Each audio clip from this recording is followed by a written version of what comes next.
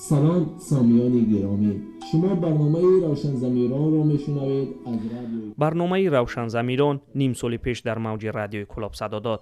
آن را منوچهر رحمت‌اللهیف آماده کرد و میگوید که تصادفی نبود. بسیار آرزوی داشتم وقتی در حصار میخواندیم در مکتب اینترنت، من با بچه‌ها میگفتم که اگر ژورنالیست شوم، روزنامه‌نگار شوم، همین گونه برنامه‌ها بهر همین همتقدیران خود تهیه میکنم و یگانه آرزویم همین بود.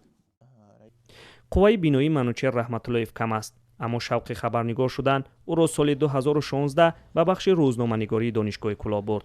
سال پیش دانشگاه را ختم کرد و دیپلم روزنامه‌نگاری گرفت. آرزو داشت در رادیوی کلاب کار کند، ولی او را همچون کارگر قبول نکردند، همچون تجربه آموز پذیرفتند. معلم ما رو بر اتاق خود دعوت نبودن و گفتن که بچه‌م خیلی من همین قدر دستگیری کردم میتونن رئیس این تو را در کوچه نمیموند، مقصد کردم میگیرد.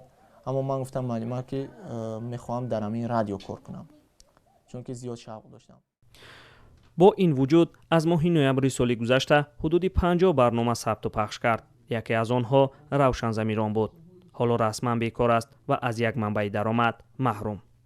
در اداره تلویزیون و رادیو دلیل خود را دارند. مقامات گفتند گویا به سبب نبودن واحد کاری و معاش کم منوچهر رحمت‌اللهیف کار در رادیو را نپذیرفت. در حکومت شهر کلاب گفتند که برای دستگیری از معلولان یا نابینایان یگان برنامه خاص ندارند. تنها در صورت دسترس شدن کمک از طرف حکومت مرکزی آن را از روی خط و شخصان امکاناتشان محدود می‌رسانند. در تاجیکستان بیش از 150,000 نفر همچون معیوب و یا شخصان دارای امکانات‌های محدود ثبت شده است. بعضی از معیوبان میگویند با شرایط نفقه پولی که دارند زندگی کردن دشوار است. منوچهر میگوید رسما 270 سومانی نفقه معیوبی دارد، ولی برای تامین خانواده کافی نیست. فعلا از ناچاری برای تامین زندگی علف بهاری میفروشد. بیا بچه چکریده. در یک روز به مبلغ 60 سومانی سودا میکند و 20 سومانش به فایده خودش میماند. منوچهر رحمت‌اللهیف یگانه معیوب صاحب دیپلم در منطقه کلاب نیست که از شغل دوست داشته‌اش محروم است. داوود داوودوف یک سال به این طرف در جای کار پیدا کردن نمیتواند. او تا سال پیش در یک سازمان جمعیتی همچون آموزگار به شخصان معیوب از فن کامپیوتر درس میداد. مبلغ گذاری این درس ها طبق لایحه پیش میرفت، ولی وقتی لایحه به انجام رسید داوود بیکار ماند.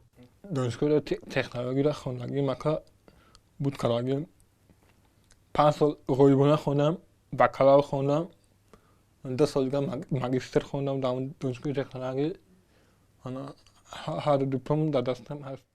منوچهر 22 ساله و داوود 27 ساله است. یکی زن و 2 کودک دارد، دیگری در فکر برپا کردن عائله است. اما هر دو میگوید دیپلم را به امید گرفتند که وارد جامعه شوند و به مثل افراد سالم به خلق خدمت کنند.